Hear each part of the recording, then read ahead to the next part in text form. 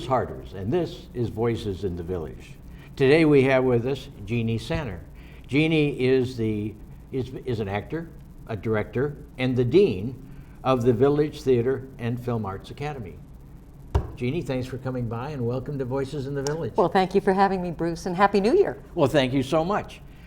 Well, Jeanne, we go back a few years. Yes, we do. First, when I met you, you were casting for a play called 12 Angry Jurors. Yes.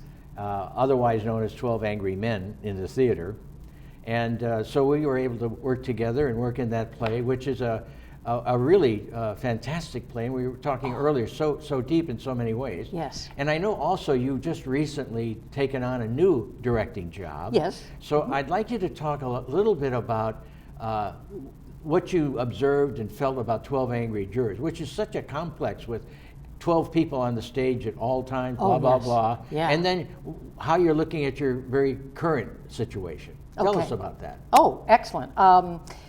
As a director, the first thing I do once the material has been selected, I read it several times over and over again to understand the relationships, because acting is all about relationships. Film and theater are all about relationships. Life is all about relationships. So that's the first thing I do. The second thing I do is what's called blocking, which means to figure out who's going to be standing where, or who's going to be sitting, or who's entering, who's exiting, who gets the cup of coffee, when do they do it, and all of that sort of the movement on stage. That's kind of impossible with 12 Angry Jurors, isn't it? Well, it is, and I'm glad that you mentioned that, because with 12 Angry Jurors, it was the first time. Fortunately, I'm able to visualize things very clearly on the stage. When I'm doing my blocking, I'm doing it in my head, and I can visualize everything. But with 12 Angry Jurors, there's 12 people on stage the whole time. Nobody leaves, there aren't any scene breaks, nobody goes, takes an exit, nobody does anything. And it was quite a challenge, and I couldn't visualize the whole thing. So what I did for that play to get the blocking down was I took the whole dining room table, created an in-scale mock of the stage. Then I went to my cupboard, got out all of the games that I have, and picked pieces that were this tall, or like if this person was standing, this person's sitting. Because when you direct, you really have to create pictures for your audience. It isn't just a matter of people standing anywhere they want to stand. You want to have a balance, you want to have a movement, and if somebody has to answer the phone, you don't want them on stage left when the phone is on stage right. You have to find a way of getting them over closer to the phone so we're not watching somebody walk across. So you need to see the play through the eyes of the audience. Absolutely, absolutely. So I'm creating pictures all the time. Well, one of the first things I had to do was figure out this was intriguing, where each juror was going to sit. Well, first of all, I had to design the set. And you can't have a table that's just straight across with 12 people around it, because these people would have their back to the audience. And you can't create a table that's vertical, because then you're only seeing profiles. So what I did, and I haven't seen any other design like this for this play, but I created a U. That's right. So that everybody could be seen, and we could also use that space in between. But I had to figure out what order people were going to sit in.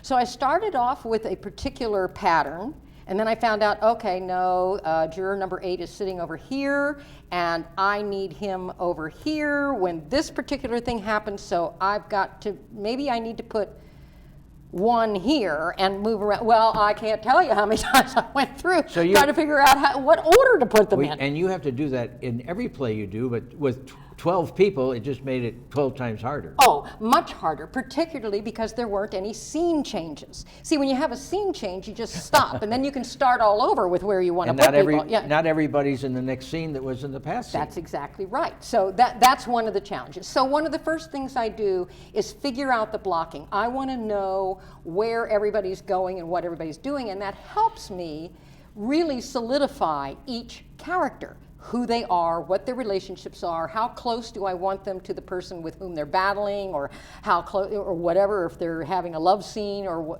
any of that. So then when I cast the show, I have a solid understanding and appreciation for every single character in the play, what their relationships are, and base my casting on that. And the most important thing any director can do is cast the show. If you do not cast the show properly, I don't care how well you direct, you're done in. Well, what are the secrets of that? How do you know how to cast the show correctly?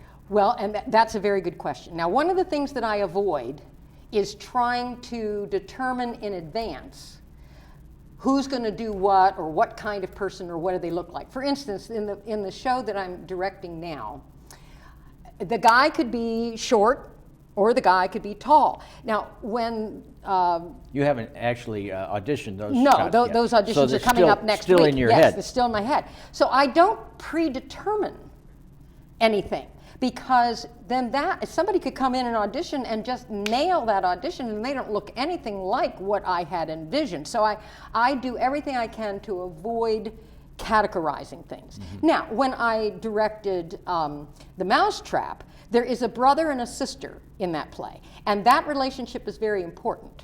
Okay, so I need to make sure that they look alike.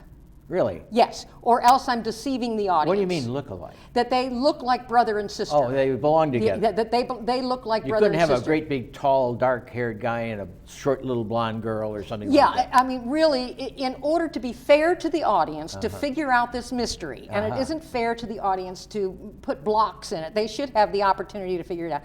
So in The Mousetrap, it was important to make sure that the brother and sister match. Okay, so you have those kinds of things that mandate what you're going to do. But it also depends on who comes out and auditions. Yeah. You know, you can only cast from the people who audition. That's right. So we have to go from there. But 12 Angry Jurors, the other thing that made this so difficult, the original play was 12 Angry Men. That's right. Okay, I decided that I wanted to make it contemporary and put women in it. Well, especially because in a club you want to get as many people in the act as possible. That's right, exactly.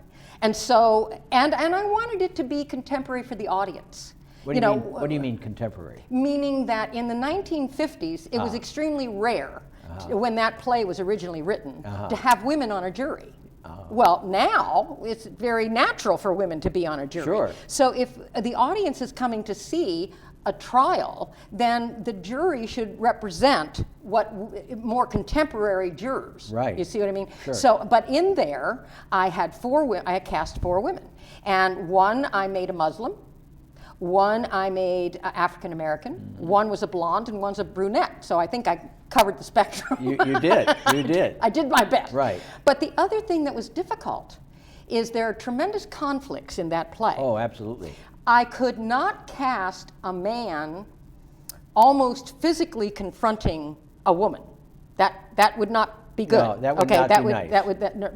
And there's that's a lot beyond the intention. And in the movie, the guys were confronting each other. Yes, and they were confronting so you each couldn't other. do that with a man and a woman. And I didn't want to have a woman dominating the man either, because then that takes away. See, the essence of the play is the conflict and the context of the conflict, not a man-woman thing.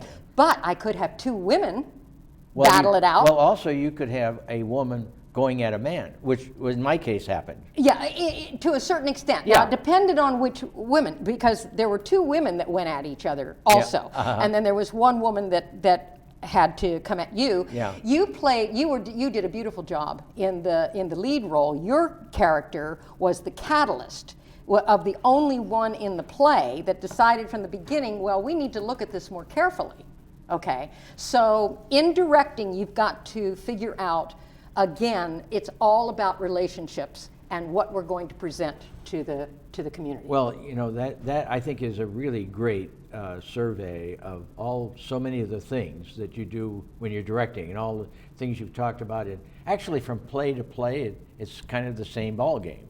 To a certain you have extent, a yeah. lot of variables. You know, like you said, some people have to look like each other. Some people should not look like each other, et cetera. Right. So you must find every directing job a wonderful, thrilling kind of a thing. Oh, to it do. is. It's extremely creative. That's what I love about it. It is creative mentally, and then you get to take a piece of paper and a packet of paper.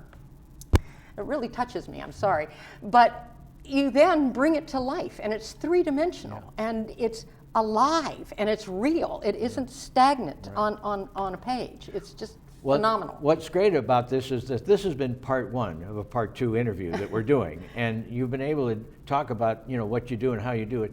In part two, we're going to talk about some of the very mechanicals of things that you teach and work with in your course. Okay, good. So you can all look forward to seeing Jeanne pretty soon talking about these other melons. And Jeanne, thanks for coming by. Oh, I'm thrilled. And we'll Thank see you for you having very me. soon. And you out there, we look forward to seeing you too.